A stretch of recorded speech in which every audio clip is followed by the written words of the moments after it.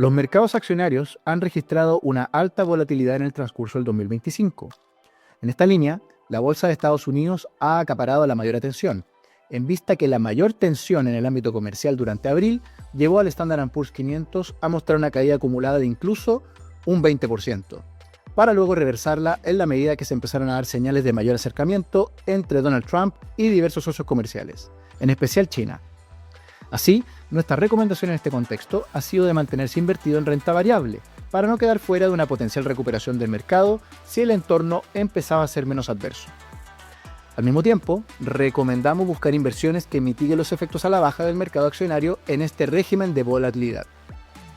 Soy Sebastián Sensacua y bienvenidos nuevamente a nuestra cápsula de Invertir con Visión.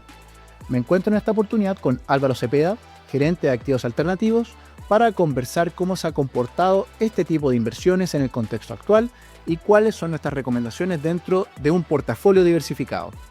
Hola Álvaro, muchas gracias por estar acá con nosotros. Partamos con describir el comportamiento que han mostrado las inversiones en activos alternativos en este entorno y por qué, en tu opinión, se han comportado mejor. Gracias, Sebastián. Mira, quizás es importante, dando un par de pasos atrás, mantener la visión de largo plazo para evaluar el rendimiento de los activos alternativos. Estos en su historia han tenido un premio por sobre los mercados públicos. Hay varios factores, podemos discutir mucho rato de por qué se han comportado mejor. Quizás destacar un par de cosas: la gestión activa de estas inversiones, es decir, el involucramiento de los gestores en los negocios en los que invierten ha sido clave, pero también es el premio por liquidez.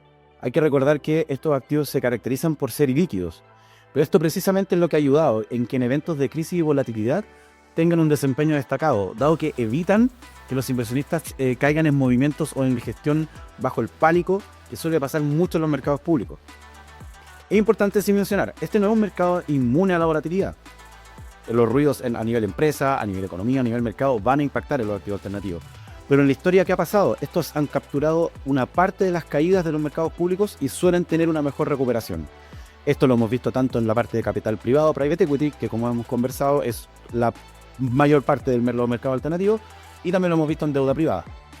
Perfecto. O sea, claro, como tú mencionas, el régimen de volatilidad del mercado público no necesariamente se traslada a los activos alternativos, mientras obviamente esta situación tiende a ir decantando del punto de vista de las noticias que vamos conociendo de menor tensión, por ejemplo. Exacto. Eso debería llevar a que los activos alternativos se mantengan más estables e incluso, dado este premio por iliquidez, por mantenerse invertido más tiempo, nos da a lo mejor un exceso de retorno, mirando también a un horizonte de más largo plazo. Exacto.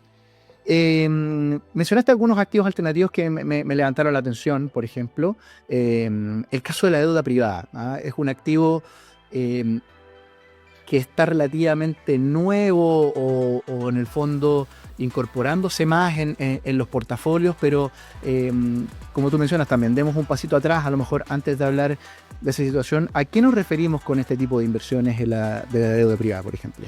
Sí, mira, en términos simples son créditos entregados por entidades no bancarias, principalmente fondos. O sea, es un crédito, un préstamo, un acuerdo bilateral entre una empresa y un prestamista, donde el foco que hemos destacado últimamente, por lo menos acá en Vice, ha sido el de la deuda senior.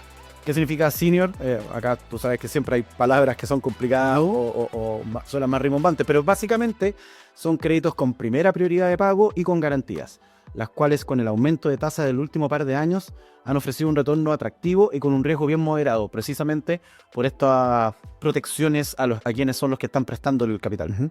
Ya, o sea, por ejemplo, si te doy un ejemplo práctico para tratar de dimensionarlo en ese sentido, supongamos que, por ejemplo, yo tengo una empresa que ya está bien apalancada con un banco, por ejemplo, en su operación diaria, y estoy viendo una oportunidad en un negocio nuevo, en el fondo, en donde, por ejemplo, el banco ya posiblemente no tengo tantas alternativas para buscar financiamiento allí, dado que ya tengo una estructura de financiamiento ya bien estructurada con el negocio vigente, y tampoco tengo las facilidades de ir al mercado de capitales a levantar, por ejemplo, una emisión con un bono corporativo, por ejemplo. Entonces, está esta alternativa de financiamiento que son estos fondos de deuda privada en donde yo puedo recurrir, por ejemplo, a este préstamo. Y eso es precisamente, y donde más se ha enfocado, no solamente, incluso no voy a hablar del fondo que tenemos como Vice, hablando un poco más de mercado, esto se ha enfocado en las empresas medianas o mid-market que en Estados Unidos.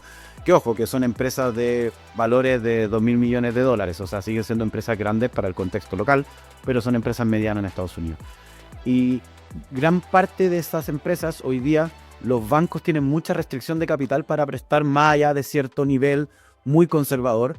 Después de la crisis financiera del año 2008, los requerimientos de capital y de reserva, los bancos en Estados Unidos son muy caros para este tipo de créditos. Precisamente el ejemplo que diste tú de una adquisición con una empresa que ya tiene algún nivel de apalancamiento, la expansión de negocio, un refinanciamiento.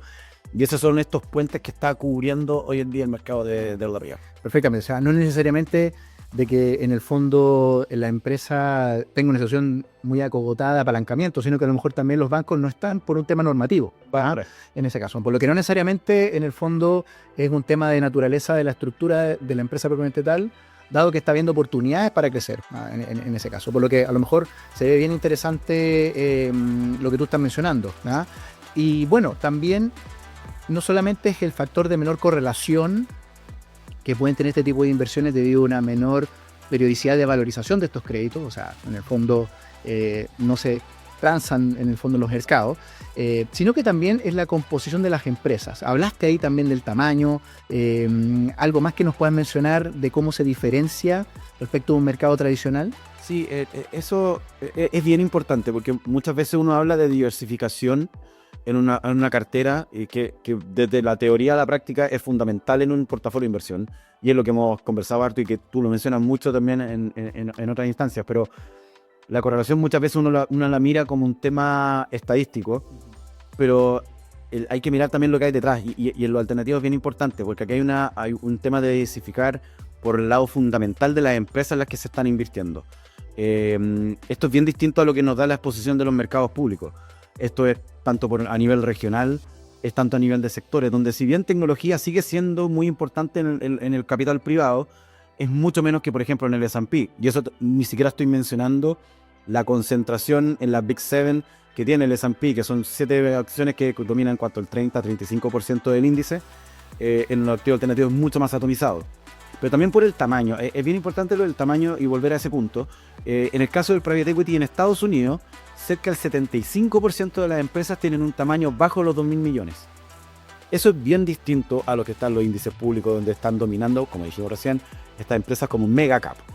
Por ejemplo, el índice Russell 3000, que ni siquiera es el S&P, es el índice de las 3.000 empresas más grandes, más atomizado que el S&P, más del 56% de las empresas son sobre estos 2.000 millones. Es totalmente al revés. Es un indicador no tan realista de la economía propia de Estados Unidos.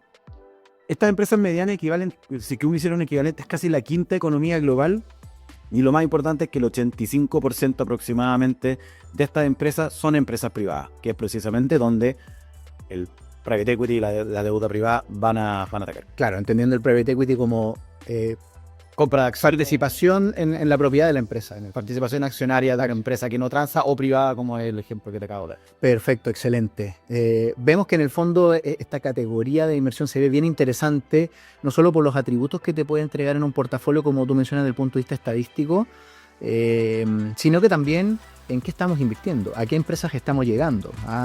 Y ahí a lo mejor tener la cercanía con managers probados, con buena experiencia, buen track record, agrega valor en ese sentido en la construcción de patrimonio. Así que bueno, muchas gracias Álvaro por tu tiempo.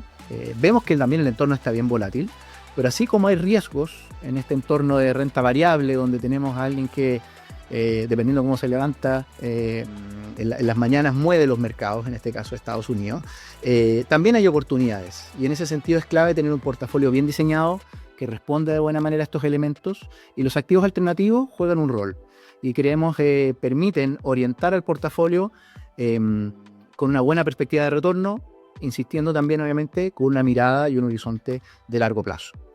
En esta línea nosotros destacamos en nuestros portafolios los fondos que tenemos de inversión, como el Visa Alternativos, por el lado de la exposición al Private Equity, dado que tiene un porcentaje relevante dentro de su cartera a ese tipo de estrategias. Mientras que por el lado de la deuda privada estamos destacando nuestros fondos de inversión Vice Private Credit y también Vice Deuda Privada. Ahí más adelante a lo mejor podríamos detallar un poquito más cómo se diferencian en ese sentido uno de otro, pero son estrategias que nos permiten exponernos a la deuda privada, por ejemplo, en Estados Unidos, en el segmento middle market, como bien mencionó Álvaro en esta conversación.